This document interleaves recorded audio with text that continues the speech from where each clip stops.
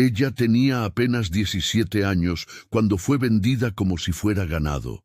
Su propio padre la entregó a un hacendado desconocido para pagar deudas de juego. Todos susurraban que era un hombre frío, cruel, marcado por una cicatriz profunda en el rostro que lo hacía temido en toda la provincia. En la noche de bodas, temblando de miedo, ella recibió una caja de madera sellada. «No la abras hasta que tu corazón reconozca la verdad», dijo él con voz grave. 3 meses después, cuando finalmente abrió esa caja, el contenido hizo que la ciudad entera quedara en silencio. Lo que había dentro cambió no solo el destino de ella, sino el de todos a su alrededor. Esta es la historia real de Angélica y Eduardo en el México de 1874. Prepara tu corazón, porque esta historia te hará llorar. Tú que estás escuchando esta historia ahora, cuéntame, ¿estás en el trabajo, en casa, descansando, o estás tejiendo, cosiendo o tomando un cafecito? ¿Desde dónde nos acompañas y qué hora es por allá? Saber un poquito de tu rutina me da mucho gusto y ayuda a este canal a crecer aún más. Y si estás llegando ahora, seas muy bienvenida a este espacio, donde cada historia es hecha con cariño. A los que ya me acompañan desde hace tiempo, les dejo registrada mi gratitud por su compañía y lealtad. Ustedes son parte de este camino. Entonces, comenta aquí abajo. Me encantaría conocerte mejor.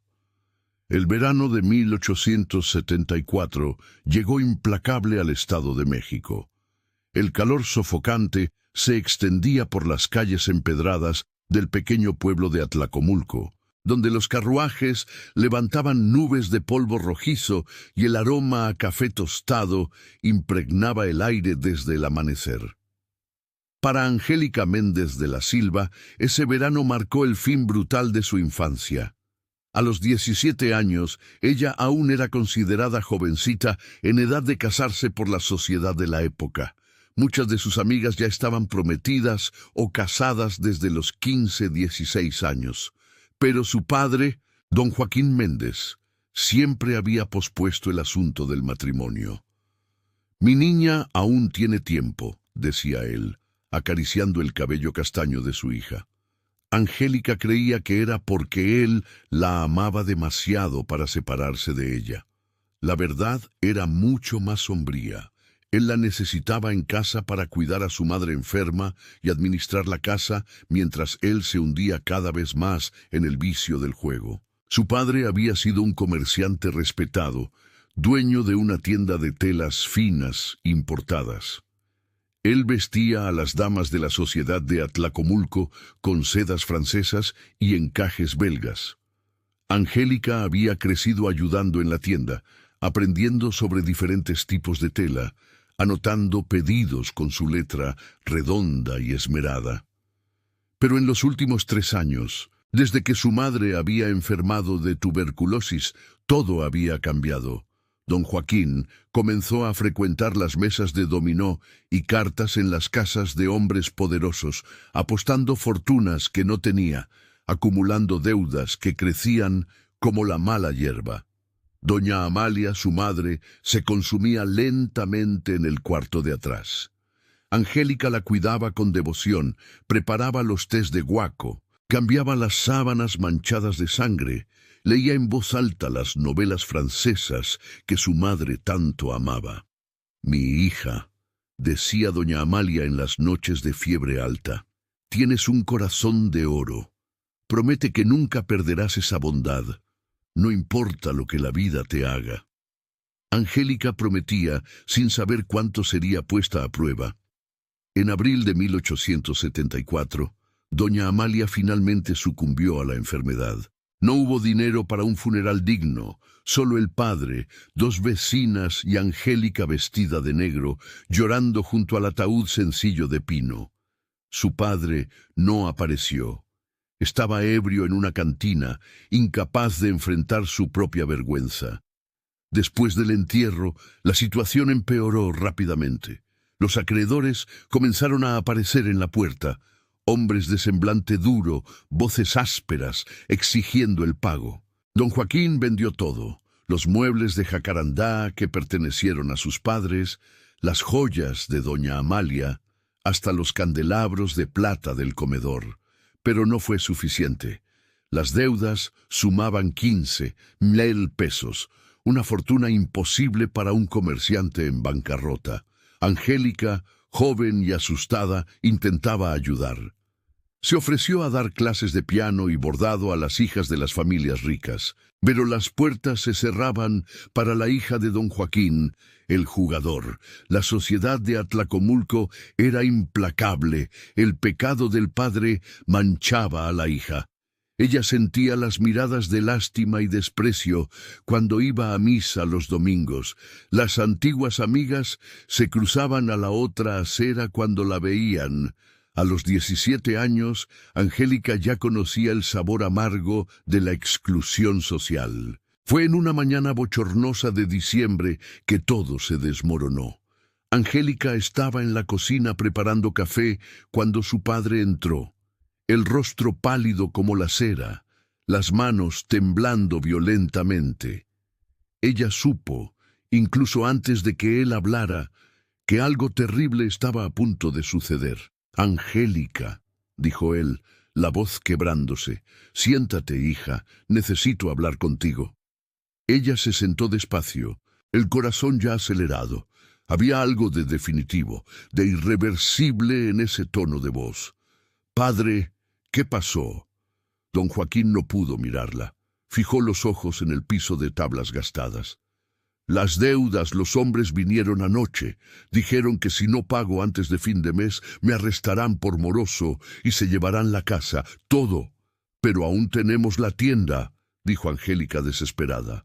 «¿Podemos venderla?». «Podemos. La tienda ya fue empeñada», interrumpió él. «No vale ni un tercio de lo que debo». El silencio que siguió fue sofocante. Angélica sentía el mundo desmoronarse a su alrededor. «Entonces, ¿qué vamos a hacer?». Don Joaquín finalmente alzó los ojos. Estaban rojos, húmedos, cargados de una vergüenza que él nunca más podría lavar. «Hay una solución, una única solución». Y entonces él contó que había buscado a don Eduardo Tavares de Almeida, el hacendado de Las Rosas, uno de los hombres más ricos de la región. Contó que imploró por un préstamo y contó que el hacendado viudo, después de escucharlo, hizo una propuesta. «Él saldará todas mis deudas», dijo don Joaquín, la voz apenas saliendo de la garganta. A cambio de tu mano en matrimonio». El mundo se detuvo. Angélica escuchó los latidos de su propio corazón resonando en sus oídos. «No», susurró ella. «Padre, no, por favor. No hay otra opción, hija». Lágrimas corrían por su rostro ahora, sin disimulo. «Si me niego, nos iremos a la calle. Tú, una jovencita sola, sin familia, sin protección. ¿Sabes lo que les pasa a las muchachas así?». Ella sabía.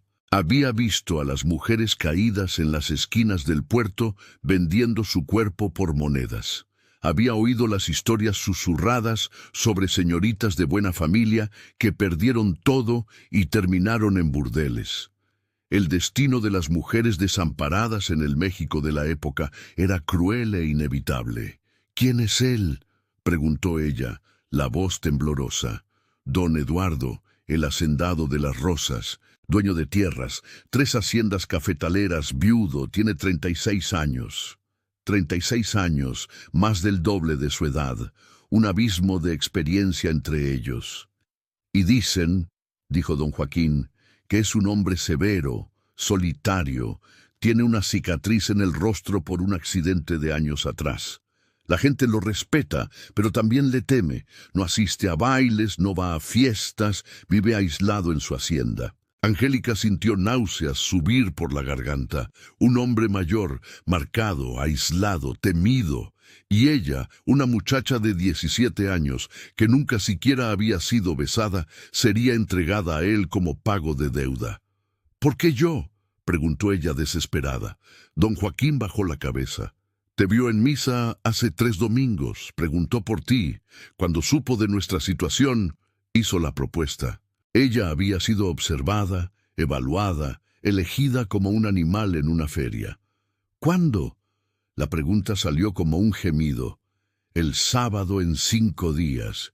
5 días, 120 horas. Era todo el tiempo que quedaba de su libertad, de sus sueños de muchacha, de cualquier esperanza de elegir su propio destino.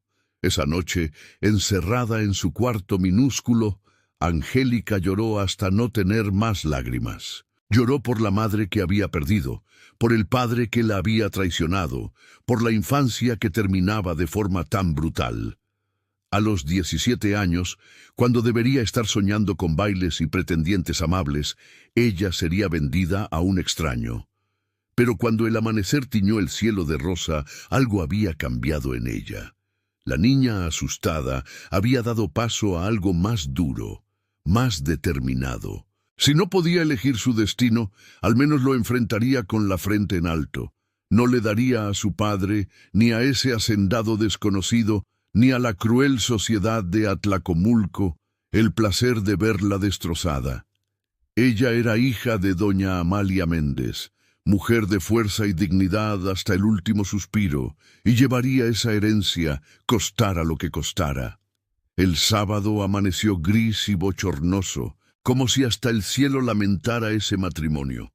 Angélica se despertó antes del amanecer, el estómago revuelto de ansiedad. No había podido dormir bien en 5 noches. Cada vez que cerraba los ojos, imaginaba lo que le esperaba. Un esposo desconocido, una casa extraña, una vida que no había elegido. 2 vecinas vinieron a ayudarla a vestirse. Doña Celestina y doña Mariquita eran las únicas que aún osaban frecuentar la casa de los Méndez, movidas más por lástima que por amistad. El vestido de novia había sido de su madre, guardado en un arca de cedro por 18 años. Era de satén color marfil, con mangas largas de encaje, cintura marcada y una cola modesta. La tela olía a lavanda y a naftalina. Cuando Angélica se vio en el espejo, casi no se reconoció. Su cabello castaño estaba recogido en un chongo bajo, cubierto por un velo de encaje de bolillos que había pertenecido a su abuela materna. Parecía más vieja, casi una mujer hecha y derecha, pero por dentro aún se sentía como la niña de 17 años que era, asustada, despreparada, al borde del abismo. «Estás hermosa, muchacha», dijo doña Celestina, ajustando el velo con manos temblorosas, pero sus palabras sonaban huecas y sus ojos revelaban piedad. «Sé fuerte», susurró doña Mariquita, apretando su mano helada. «El hacendado es conocido por ser justo con sus trabajadores. Quizás no sea tan terrible como imaginamos», pero ambas sabían que mentían. Una muchacha de 17 años siendo vendida a un hombre de 36 que nadie realmente conocía. No había forma de embellecer esa realidad. El carruaje que vino a buscarla era demasiado imponente para la calle estrecha donde vivían. Tirado por 4 caballos bayos, lacado en negro con detalles dorados y el escudo de la familia Tavares de Almeida en las puertas. Los vecinos salieron a las ventanas a observar, algunos con curiosidad, otros con lástima mal disimulada. El cochero, un hombre de tez morena de mediana edad, llamado Sebastián, bajó y abrió la puerta con reverencia. «Señorita», dijo respetuosamente, ofreciendo la mano enguantada. Angélica subió con las piernas temblorosas. Su padre ni siquiera estaba en casa para despedirse. Había dicho que no tenía el valor de verla partir. En realidad, estaba en una cantina desde la noche anterior, bebiendo para olvidar lo que le había hecho a su propia hija. Durante el trayecto hasta la parroquia de Nuestra Señora de la Concepción, Angélica observó Atlacomulco por la ventana del carruaje, las casas coloniales con sus paredes encaladas y ventanas de celosías de colores, las calles de piedra irregular donde los peones cargaban sacos de café, las damas de sombrero y sombrilla que se detenían a chismear. Todo seguía normal, común, mientras su vida se desmoronaba. La iglesia estaba casi vacía, solo algunas personas, el padre Anselmo esperando en el altar, dos testigos que Angélica no conocía y una señora mayor de negro sentada en una banca del fondo. Ningún miembro de la sociedad de Atlacomulco se había dignado a asistir. Al final, ese no era un matrimonio para celebrar, sino una transacción comercial vergonzosa, y entonces ella lo vio. Don Eduardo Tavares de Almeida estaba de pie junto al altar, de espaldas, las manos cruzadas detrás del cuerpo. Era alto, muy alto, con hombros anchos bajo la levita negra impecablemente cortada. Su cabello era negro como ala de cuervo, peinado hacia atrás. Cuando escuchó los pasos de ella resonando en la nave vacía, él se volvió. Angélica contuvo la respiración. Él no era el monstruo que había imaginado. Tenía un rostro de rasgos fuertes y aristocráticos, nariz aguileña, mandíbula bien definida, labios finos. Sus ojos eran color ámbar oscuro, intensos, perturbadores en la forma en que la estudiaban. Y sí, estaba la cicatriz, una marca irregular que bajaba de la sien izquierda hasta la mitad de la mejilla, pálida contra la piel morena. No lo hacía feo, pero le confería un aire severo, inaccesible. Él la observó en silencio mientras ella caminaba sola por el pasillo central. Angélica sintió esos ojos ámbar recorrer su rostro, sus hombros, como si él estuviera tratando de descifrarla. Cuando ella finalmente llegó al altar, él hizo una reverencia formal y le ofreció el brazo. Ella dudó solo un segundo antes de poner su mano temblorosa sobre el brazo de él. Era sólido, como piedra, bajo la tela fina de la casaca. Él era real. Aquello estaba realmente sucediendo. La ceremonia fue breve y mecánica. El padre Anselmo recitó las oraciones en latín. Habló sobre los deberes sagrados del matrimonio, sobre la sumisión de la esposa y la protección del marido. Angélica apenas escuchaba. Estaba concentrada en respirar, en no desmayarse allí mismo. Cuando llegó la hora de los votos, su voz salió tan débil que el padre tuvo que pedirle que repitiera más alto. Acepta al señor don Eduardo Tavares de Almeida como su legítimo esposo, para amarlo y respetarlo en la salud y en la enfermedad, en la riqueza y en la pobreza, hasta que la muerte los separe. Sí, acepto. Ella susurró las palabras amargas en la lengua. La voz de Eduardo, por el contrario, era grave y firme, resonando por las paredes de piedra de la iglesia. Acepto. Entonces él deslizó una argolla de oro en su dedo anular. Era pesada, trabajada con delicados relieves florales, bellamente hecha, pero para Angélica parecía una argolla, marcándola como propiedad de él. «Los declaro marido y mujer ante Dios y la Santa Iglesia», anunció el padre. «Puede besar a la novia». El corazón de Angélica se detuvo. Ese sería su primer beso, su primer toque de un hombre. Y sería con un extraño que la había comprado como se compra una cabeza de ganado. Eduardo se volvió hacia ella. Por un brevísimo instante, ella vio algo pasar por esos ojos. Vacilación, gentileza, no estuvo segura. Él se inclinó y ella cerró los ojos instintivamente, el cuerpo entero tenso, pero en lugar de besar sus labios, él solo rozó sus labios ligeramente en su frente. Un beso casto, casi respetuoso, que la tomó desprevenida. «Bienvenida a la familia Tavares de Almeida, doña», susurró él tan bajo que solo ella escuchó. Su voz era grave, pero no cruel, solo cansada. No hubo fiesta, no hubo celebración, solo la firma del registro matrimonial en el curato de la iglesia. Eduardo firmó con letra elegante y firme. Cuando le pasó la pluma a Angélica, ella necesitó sujetarla con ambas manos para que no temblara demasiado. Por primera vez en la vida, ella firmó un documento oficial con su nuevo nombre, Angélica Méndez Tavares de Almeida, Doña de las Rosas. Las palabras parecían pertenecer a otra persona, Después de la firma, Eduardo la condujo hasta el carruaje que esperaba afuera. «Vamos a la hacienda», dijo él simplemente. «Está a 3 horas de viaje». Angélica solo asintió sin voz. ¿Qué podría decir? El cochero abrió la puerta y ella subió. Eduardo subió detrás de ella y se sentó en el asiento opuesto, manteniendo una distancia respetuosa.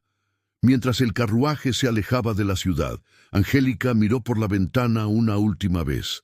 Atlacomulco se iba haciendo pequeño en el horizonte, envuelto en polvo y distancia. Todo lo que había conocido, todos los que había amado, todo quedaba atrás, incluyendo a la niña de 17 años que había sido hasta esa mañana. Frente a ella estaba solo lo desconocido, una hacienda que nunca había visto, una vida que no imaginaba, y a su lado, separado por menos de 1 metro pero distante como las estrellas, un esposo que no había elegido, pero que ahora era dueño legal de su cuerpo, de su nombre, de su futuro. El viaje estuvo envuelto en un silencio pesado. Eduardo no intentó conversar. Pasó la mayor parte del tiempo mirando por la ventana, los brazos cruzados sobre el pecho, el rostro impenetrable como mármol. Angélica tampoco habló. ¿Qué diría? «Gracias por comprarme. ¿Cómo le fue en su día, mi señor?» Todo parecía demasiado absurdo para palabras. Cuando el sol comenzó a descender en el horizonte, tiñendo el cielo de naranja y púrpura, el paisaje cambió. Las colinas suaves dieron paso a valles más profundos. La vegetación se hizo más densa. El carruaje giró por un camino flanqueado por palmeras reales que se erguían como centinelas verdes, y entonces, a lo lejos, Angélica vio la hacienda Santa Rita. La casa grande era imponente, una construcción de 2 pisos con paredes encaladas de blanco. Amplios corredores con columnas de piedra, ventanas altas protegidas por persianas verde oscuro, tejado de tejas coloniales a 2 aguas. Alrededor, los cafetales se extendían hasta donde la vista alcanzaba. Un mar ondulante de arbustos verde oscuro cargados de frutos rojos. A lo lejos, ella podía ver las viviendas de los peones, la casa del trapiche y decenas de trabajadores aún laborando en la cosecha al atardecer. Era una propiedad vasta, rica, poderosa, y ahora técnicamente también era suya. Pero Angélica nunca se había sentido tan pequeña, tan desplazada, tan completamente fuera de lugar. El carruaje se detuvo frente a la escalinata de piedra que llevaba al corredor principal. Eduardo bajó primero y le ofreció la mano para ayudarla. Angélica aceptó, sus piernas entumecidas, después de tantas horas sentada. Una mujer de tez morena esperaba en el corredor. Tenía el cabello cano recogido en un chongo, un delantal blanco impecable sobre un vestido sencillo de percal azul. Sus ojos eran amables, pero cautelosos. «Ella es doña Benedita», dijo Eduardo. «Ella administra la casa desde que yo era niño». La mujer hizo una pequeña reverencia. «Sea bienvenida, sí, doña», dijo con voz suave. Eduardo se volvió hacia Angélica. «Le mostraré sus aposentos. El viaje fue largo, debe estar cansada». Ella lo siguió hacia adentro, atravesando un amplio pasillo con piso de tablas anchas enceradas hasta brillar. Paredes decoradas con pinturas de paisajes rurales, muebles pesados de jacarandá y viñático. Todo revelaba riqueza antigua, tradición, pero también una cierta frialdad. No había flores, no había toques personales, no había vida pulsando en esas habitaciones. Él subió la escalera de madera que llevaba al segundo piso y ella lo siguió, el corazón acelerado. Cada escalón la acercaba a lo que más temía, la noche de bodas. Eduardo se detuvo delante de una puerta y la abrió. «Este es su cuarto», dijo. Angélica entró despacio. Era una habitación espaciosa, una cama con dosel y cortinas de velo blanco, un ropero de jacarandá tallado, un tocador con espejo veneciano, un sillón tapizado junto a la ventana, cortinas de damasco rosa claro, bonito, pero impersonal, un cuarto preparado para una novia, pero sin alma. ¿Y el suyo?, preguntó ella, la voz saliendo ronca de tanto silencio. Él señaló la puerta de al lado. Allí, nuestros cuartos son adyacentes. Angélica sintió la sangre helarse. Adyacentes. Es decir, él podría entrar cuando quisiera. Eduardo debe haber percibido el pánico en sus ojos porque añadió rápidamente: «Hay un cerrojo interno en su puerta. Puede usarlo. Yo nunca entraría sin su permiso». Ella parpadeó sorprendida. Un esposo que pedía permiso. Eso iba contra todo lo que ella había oído sobre los derechos conyugales de los hombres. «Sé que este día ha sido difícil para usted», continuó él, la voz extrañamente gentil. «Descanse. Doña Benedita le traerá agua caliente para el baño y algo de comer si desea. No la molestaré esta noche». Y antes de que ella pudiera responder, él hizo una ligera reverencia y salió, cerrando la puerta suavemente detrás de sí. Angélica se quedó parada en medio del cuarto, aún vestida de novia, tratando de procesar todo. Casada, doña, sola en un cuarto extraño, en una hacienda que nunca había visto. Y entonces sus ojos se posaron en una mesita junto a la cama. Había una caja allí, una caja de madera oscura del tamaño aproximado de una Biblia, con delicados grabados de flores y pájaros en la tapa. Era bellamente trabajada, claramente hecha por manos hábiles. Al lado de la caja, un papel doblado. Angélica se acercó con pasos vacilantes y tomó la nota. La caligrafía era elegante, firme. «No la abras hasta que tu corazón reconozca la verdad, Eduardo». Ella tomó la caja en sus manos. Era pesada, pero no hacía ningún sonido al moverla suavemente. ¿Qué había dentro? ¿Por qué él le había dado eso? ¿Y qué verdad esperaba él que ella reconociera? Las preguntas giraban en su mente mientras la noche caía sobre la hacienda. Afuera, el canto de los grillos y el murmullo distante de las voces en las viviendas de los peones. Dentro de su cuarto, solo el silencio y esa caja misteriosa guardando un secreto que ella no podía imaginar. Angélica puso la caja de nuevo en la mesita sin abrirla. Algo le decía que no era el momento. Todavía no. Primero necesitaba entender dónde estaba, quién era ese hombre y qué exactamente esperaba de ella. Los primeros días en la hacienda Santa Rita fueron de extrañeza profunda. Angélica se despertaba al sonido de las campanas que llamaban a los trabajadores a laborar a las 5 de la mañana. Un toque que resonaba por los valles y la arrancaba del sueño inquieto. Ella se vestía sola, aún torpe con los vestidos más elaborados que había encontrado en el ropero, claramente preparados para ella incluso antes de su llegada. Doña Benedita le traía el desayuno a su cuarto. Pan de elote calientito, queso fresco, ate de guayaba, café con leche. El hacendado dijo que así puede comer aquí, si prefiere, explicó la mujer gentilmente. Pero si quiere, la mesa está puesta en el comedor. En los primeros 3 días, Angélica comió sola en su cuarto, demasiado aterrorizada para enfrentar a Eduardo, pero en la 4ª mañana reunió valor y bajó. El comedor era inmenso, con una mesa de jacarandá que fácilmente acomodaría a 20 personas. Eduardo ya estaba sentado en la cabecera leyendo un periódico mientras tomaba café. Cuando ella entró, él se levantó inmediatamente en una demostración de cortesía que la sorprendió. «Buenos días, Angélica», dijo él formalmente. «Buenos días», tartamudeó ella, sentándose en la otra punta de la mesa, lo más lejos posible de él. El silencio que siguió fue incómodo. Eduardo volvió al periódico. Angélica revolvió la comida sin apetito, muy consciente de cada movimiento de él, cada vuelta de página, cada sorbo de café. «El clima está bueno para la cosecha», comentó él de repente, sin alzar los ojos. Angélica no sabía qué responder. No entendía nada de café, de cosechas, de esa vida. «Eso es bueno», murmuró ella. Él asintió y volvió al silencio. Después de algunos minutos insoportables, él dobló el periódico, se levantó y hizo una pequeña reverencia. «Con permiso, necesito supervisar el trabajo en los patios de secado».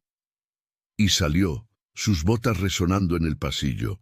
Así fueron las primeras semanas. Se veían solo en las comidas, intercambiando a lo sumo media docena de palabras educadas y vacías. Eduardo salía al amanecer y regresaba al anochecer, cubierto de polvo rojizo, oliendo a sudor y café. Él nunca intentó entrar en su cuarto, nunca exigió sus derechos de esposo. La trataba con una cortesía fría, casi impersonal, como si ella fuera una huésped distante y no su esposa. Angélica no sabía si se sentía aliviada o perturbada con eso.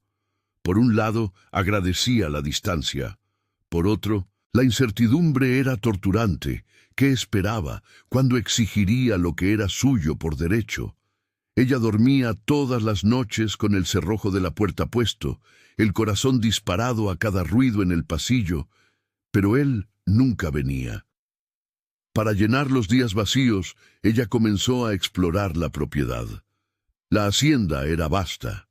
Cientos de hectáreas de tierra, cafetales en diferentes etapas de maduración, pastos para el ganado, huertos, huertas. Había más de 200 trabajadores laborando en diferentes funciones. Angélica los observaba de lejos, incómoda con su propia ignorancia sobre esa realidad. En Atlacomulco, su familia nunca había tenido esclavos. Vivían de forma modesta, con solo una sirvienta libre que los ayudaba. Una tarde, mientras caminaba por los jardines cercanos a la casa, escuchó risas de niños. Siguiendo el sonido, descubrió una pequeña construcción de adobe con un campanario en la puerta. Era una escuela. Espiando por la ventana, vio algo que la dejó atónita. Eduardo estaba allí dentro, sentado en una silla demasiado pequeña para su tamaño, rodeado por una docena de niños de tez morena y mulatos. Él sostenía un trozo de carbón y dibujaba números en una pizarra improvisada. Si Juan tiene 10 granos de café y los divide equitativamente con María, ¿cuántos granos recibe cada uno?, preguntaba pacientemente. Una niña de unos 8 años levantó la mano. 5, señor hacendado. Muy bien, Benedita. Él sonrió y Angélica quedó paralizada. Era la primera vez que lo veía sonreír de verdad. Esa sonrisa transformaba su rostro entero, suavizando la severidad, iluminando sus ojos ámbar. Cuando la clase terminó y los niños salieron corriendo, Angélica aún estaba allí recargada en la pared exterior. Eduardo la vio al salir. «Angélica», dijo él, claramente sorprendido y un poco avergonzado. «No sabía que estaba ahí. ¿Usted enseña a los niños?», preguntó ella genuinamente curiosa. Él se pasó la mano por el cabello, despeinándolo. «Mi madre creía que todo ser humano merecía aprender a leer y contar. Después de que ella falleció, continué su trabajo. Sé que muchos creen que es una tontería educar a los trabajadores, pero...» Él se encogió de hombros. «No puedo aceptar la ignorancia forzada como natural». Angélica lo estudió con nuevos ojos. Un amo de trabajadores que les enseñaba a leer. Eso iba contra todo lo que la sociedad de la época pregonaba. Su madre debía ser una mujer notable, dijo ella suavemente. Los ojos de él se suavizaron. Lo era mucho. Hubo una pausa. Después él añadió: «Ella también era más joven que mi padre. Se casaron cuando ella tenía 18 y él 37. Sé que debe estar preguntándose sobre nuestra diferencia de edad». Angélica se sonrojó violentamente. Era exactamente lo que pensaba, pero nunca se atrevería a decir. «Mi padre la amó profundamente». Eduardo continuó mirando hacia el horizonte. Respetó su tiempo, sus elecciones. Nunca la forzó a nada. Fueron felices al final, muy felices. Él la encaró, entonces, esos ojos penetrantes. Me gustaría honrar su ejemplo». Algo se movió en el pecho de Angélica. No era amor, todavía no. Pero quizás era el inicio de la comprensión. Esa noche, por primera vez, ella no cerró la puerta con llave. Las semanas siguientes trajeron cambios sutiles. Eduardo comenzó a preguntar su opinión sobre qué color pintar la sala de visitas. Ella sugiriendo mejoras en la escuela para los niños. Ellos riendo juntos cuando uno de los caballos le robó el sombrero durante un paseo por la hacienda. Las flores seguían apareciendo en su tocador todas las mañanas. Rosas blancas, siempre frescas, con el rocío aún brillando en los pétalos. A veces venían con pequeñas notas. Buenos días, espero que duerma bien. Gracias por la compañía en la cena. Angélica comenzó a guardarlos en un cajón, releyéndolos cuando se sentía sola. Ella cumplió 18 años en marzo de 1875. Eduardo organizó una pequeña cena, solo ellos dos, doña Benedita y el padre de la capilla de la hacienda. Había pastel de elote con ate de guayaba, champaña francesa y una banda de músicos libres del pueblo tocando canciones populares en el corredor. Cuando ella apagó las velas, Eduardo le entregó un regalo, una edición bellísima de poemas de González Díaz, encuadernada en cuero, con su nombre grabado en dorado. ¿Cómo lo supo?, ella preguntó maravillada. Él sonrió de lado, esa sonrisa tímida que ella había aprendido a reconocer. Usted siempre toma los libros de poesía en la biblioteca y murmura los versos mientras lee. Ella se sonrojó, dándose cuenta de que él la observaba más de lo que imaginaba. Pero no era una observación posesiva o controladora. Era cariño, atención genuina. Esa noche, cuando él la acompañó hasta la puerta de su cuarto, dudó antes de despedirse. Angélica, me gustaría preguntarle algo. Sí, ¿podría llamarme Eduardo? No, señor Hacendado, o señor, solo Eduardo. La petición, tan simple, pero tan íntima, la tomó desprevenida. Llamar a un esposo por su primer nombre significaba cercanía, familiaridad. Pero cuando lo miró, no vio a un extraño amenazador, sino a un hombre que intentaba torpemente construir un puente entre ellos. «¡Eduardo!», dijo ella probando el nombre en la lengua. Él cerró los ojos brevemente, como saboreando el sonido de su nombre en la voz de ella. «Gracias», susurró él. «Buenas noches, Angélica». «Buenas noches, Eduardo». Las semanas siguientes fueron diferentes, pero ligeras. Comenzaron a tomar café juntos todas las mañanas, conversando sobre los planes del día. Ella lo acompañaba en las visitas a la escuela, ayudando a enseñar a las niñas a bordar, mientras él enseñaba a los niños matemáticas. Descubrió que él tocaba el piano maravillosamente, una herencia de su madre. A veces, por la noche, él tocaba en la sala de música y ella bajaba a escuchar, sentándose en un diván cercano, cerrando los ojos y dejando que la melodía la envolviera. En una de esas noches, él dejó de tocar en medio de una canción y se volvió hacia ella. «Puedo enseñarle». «Yo no sé tocar», protestó ella. «Entonces, es hora de aprender». Él se deslizó en el banco, haciendo espacio. Angélica dudó. Después se sentó a su lado. Era la primera vez que estaban tan cerca voluntariamente. Ella podía sentir el calor de él, el olor a agua de colonia con notas de sándalo. Él guió sus manos sobre las teclas, sus dedos rozando los de ella, mientras enseñaba la posición correcta. Un escalofrío recorrió la espalda de Angélica, pero no era de miedo, era algo totalmente diferente, algo que hacía que su corazón se acelerara y su rostro se calentara. Durante las semanas siguientes, las clases de piano se convirtieron en un ritual sagrado. Todas las noches, después de la cena, ellos se sentaban juntos en el banco, sus hombros tocándose, sus manos danzando sobre las teclas. La proximidad física, antes aterrorizante, se había vuelto cómoda, después deseable. Una noche de luna llena en mayo, Después de una clase particularmente larga, Eduardo no se levantó inmediatamente.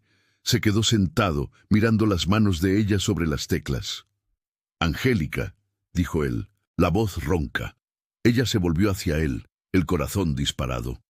«¿Qué? Estos 8 meses con usted han sido los más felices que he vivido desde que Elena partió. Usted trajo vida a esta casa, luz, paz, cosas que pensé nunca más tener». Él hizo una pausa, tragando saliva. «Y me encontré esperando ansioso las cenas, las conversaciones, las clases de piano. Me despierto pensando en usted. Duermo con su nombre en los labios, y eso me aterroriza, porque sé que no tengo el derecho de sentir estas cosas». «¿Por qué no?», susurró ella. «¿Porque usted no me eligió?», dijo él, la voz quebrándose. «Porque fui impuesto a usted. La compré como si se compra ganado. ¿Qué derecho tengo de pedir su amor cuando le robé su elección?». Angélica sintió lágrimas quemarle. Durante meses había guardado sus propios sentimientos confusos, negando lo que sentía. Pero ahora, mirando a ese hombre que había intentado tan desesperadamente ser gentil, ser paciente, ser digno de ella, no podía mentir más. «Eduardo», dijo ella, tomando la mano de él entre las suyas, «míreme». Él alzó esos ojos ámbar tempestuosos, vulnerables como ella nunca había visto. «Al principio, es verdad, yo estaba aquí porque no tenía elección.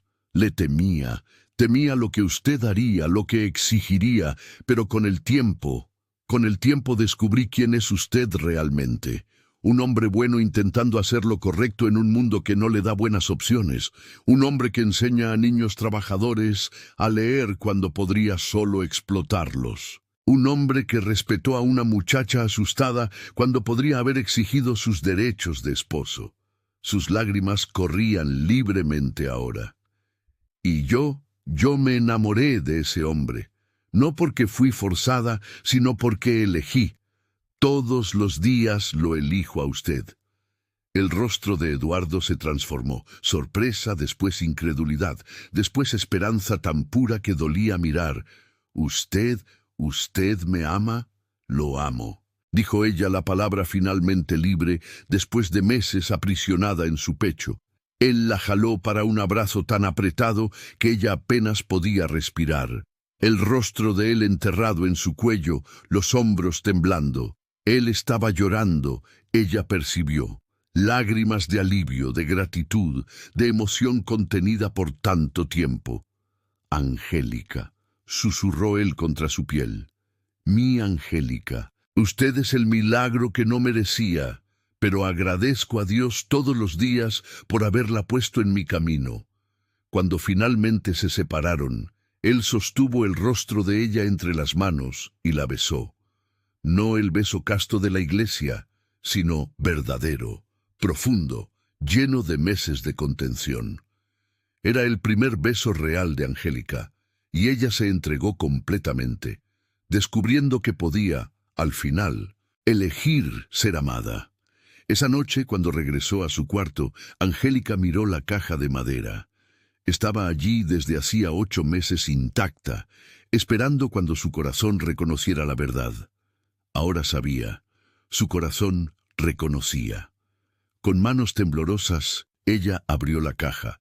Dentro, envuelto en terciopelo carmesí, había un medallón de oro trabajado, suspendido en una delicada cadena. Ella lo abrió y contuvo la respiración. De un lado, un retrato en miniatura de una mujer joven y hermosa, de sonrisa dulce, Elena. Del otro lado, grabado en letra cursiva, «Para aquella que traiga mi corazón de vuelta a la vida. Ella tuvo mi pasado. Usted tiene mi futuro. Con todo mi amor, Eduardo». Debajo del medallón había una carta, la tinta ya ligeramente desvanecida por el tiempo. «Querida Angélica, si está leyendo esto, significa que su corazón ha reconocido la verdad que intenté mostrarle, que usted fue amada desde el primer momento. La vi en la iglesia, arrodillada, tan joven, tan triste, tan fuerte, y supe que necesitaba intentarlo.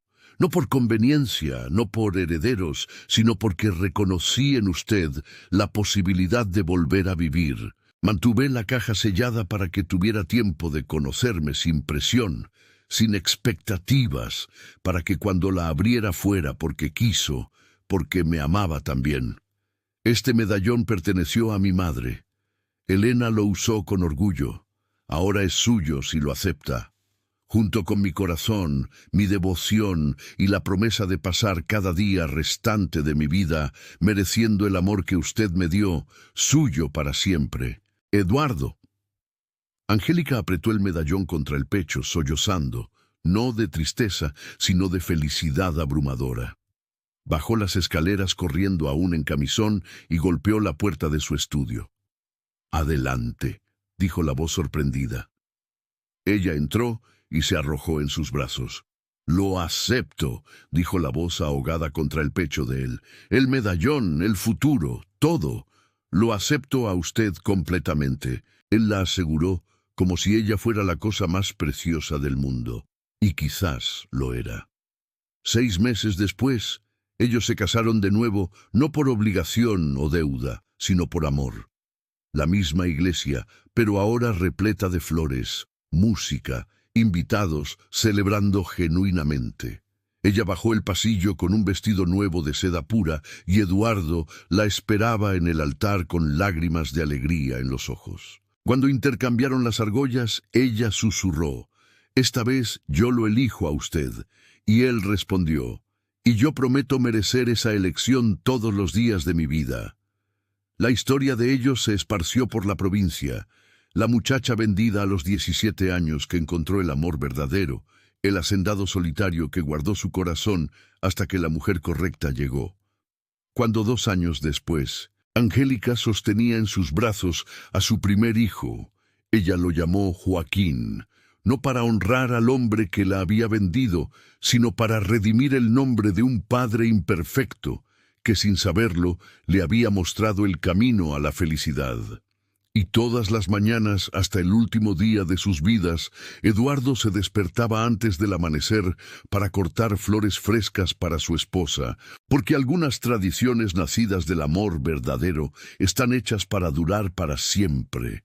A veces, los caminos más dolorosos nos llevan a los destinos más hermosos.